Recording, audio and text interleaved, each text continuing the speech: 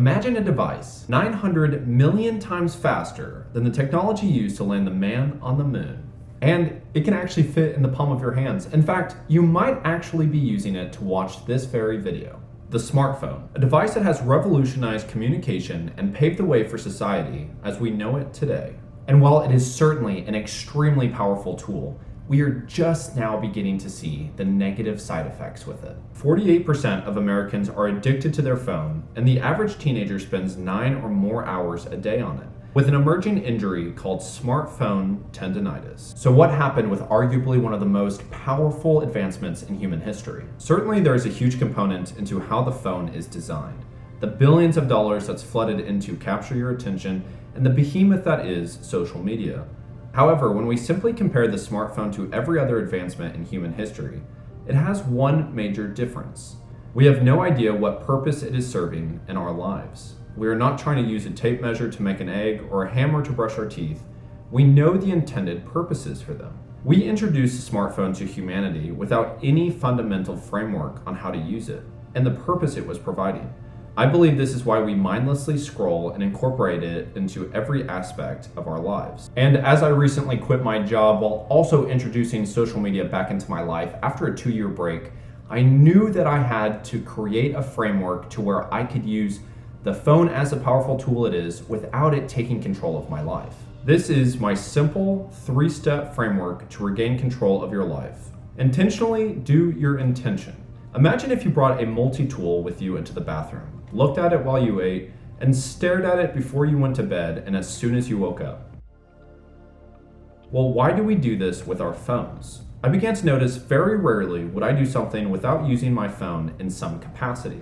And I believe this to be one of the fundamental principles and why we are so incredibly dependent upon our phones. We have absolutely no boundary on when we should use it and when it is inappropriate. So this initial step is all about realizing what it is that we actually do in our life that we're not fully present in. Write down a list of everything that you do in your day-to-day life and mark the things that you use your phone while doing it. I went ahead and wrote down my list, and what you'll notice is that in almost everything I included, my phone actually just replaced what was another distraction.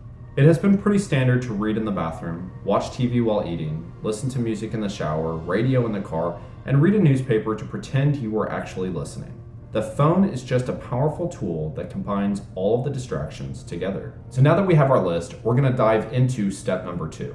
The chicken or the egg. Throughout almost all of history, for us to be able to feel comfortable, we had to work for it. We had to grow our own crops, hunt our own food, build our shelter, and find ways to have clean water. Our day-to-day operations were marked solely based on surviving, and what our brains did was it marked everything that could be potentially dangerous as a way to propel us into seeking out comfort, known as the reward system. As we became more advanced and started to develop society, we decreased the need for struggle as a way to propel us for comfort, as comfort was now readily available. And in a societal perspective, this is excellent. It's nice not to have to question your drinking water and to be able to go to the doctor if you were sick. However, on a human evolution perspective, we are still dependent upon the reward system. Our brains still pursue comfort. And as the struggle for survival is just naturally decreasing, anything in our lives that have struggle, we stray away from it. So then we come to the phone. The phone is a perfect barrier between you feeling uncomfortable and any sort of conflict out in life. If you are in an awkward conversation, pull out the multi-tool. You make awkward eye contact with someone, pull the multi-tool out. All in a way to not process your emotions as it feels uncomfortable. And with us still having the reward system in pursuit of comfort, it is now extremely easy to be able to just get rid of struggle altogether. And in many cases, it makes sense because our brain sees any sort of struggle as a potential increase in fatality. But the issue is, it's no longer in our best interest, as we need some level of struggle to promote growth. So we're gonna grab our list and we're gonna look at all of the things that we no longer do with intention. And we're gonna begin to introduce struggle, or what I just like to call resistance, into our lives. I started with no multi-tool while cooking and cleaning. I knew for me personally, these would be the ones that had the least amount of resistance because I wanted to set myself up for success. I didn't want to completely remove everything out of my life for 30 days and then try to see what I learned and incorporate it back into it. because ultimately we need to have our phones in our life. Unfortunately, society is so dependent upon it. It's just a tool that we have to use. But I want to set myself up for success. Where I am now is in like the last stage. I still struggle not bringing my phone with me into the restroom and using it as soon as I go to bed and as soon as I wake up. We need to slowly incorporate the framework into using what is around us to benefit our lives in the direction that we want it. This is also not to intend to never watch TV, listen to music, or use your phone again. The intention is to be able to perform a single task and to be able to focus on that. And once you're done, feel free to use your phone, watch TV, whatever it is you want to do. But we need to begin developing a framework in our lives to be able to have some sort of boundary between us and our phones. And so now this leads us to step 3. Pandora is real. Pandora is the world we explore in the Avatar universe. After both movies were released, people experienced what is called post-Avatar depression syndrome, or PADS.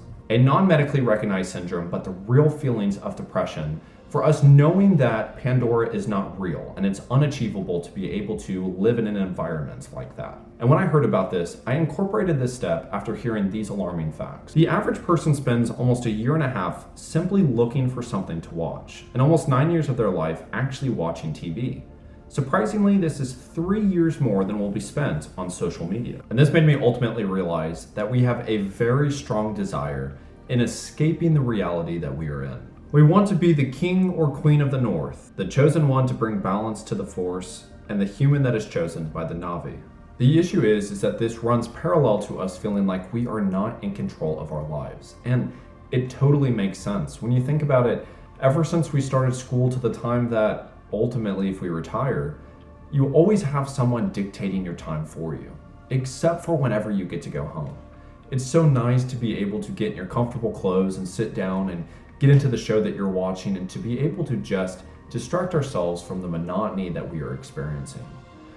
And while this is great, unfortunately, this is also causing us to not realize the magic and the power in our own lives that we have. And I've shared this story a couple times on the channel before, but I really feel like it has a great underlying message to what it is that I'm trying to convey.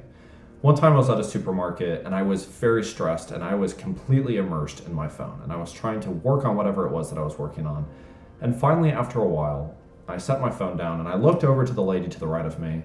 She had a nice glass of wine, very calm, very relaxed, everything that I wasn't. And she stopped and she was smelling the flowers that were on the table.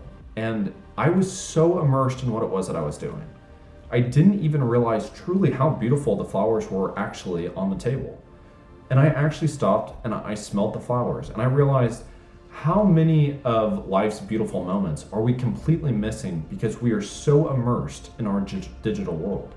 We're so completely trying to escape our reality that we are actually only trying to escape the small portion that is our day. We're missing on the moments of the beautiful clouds outside or the squirrels running through or the birds, whatever it is. We're missing that opportunity and we're not realizing truly how beautiful life really is. So when we tie this back into the framework that we're building upon, and we are now doing things in our life with intention, and we're beginning to feel like we have the skill set to manage our own feelings, and we don't need to just automatically go to the phone every time. We can begin to have moments where we set 15 to 30 minutes a day to going out and going through nature, or being able to see some sort of artwork that a human created.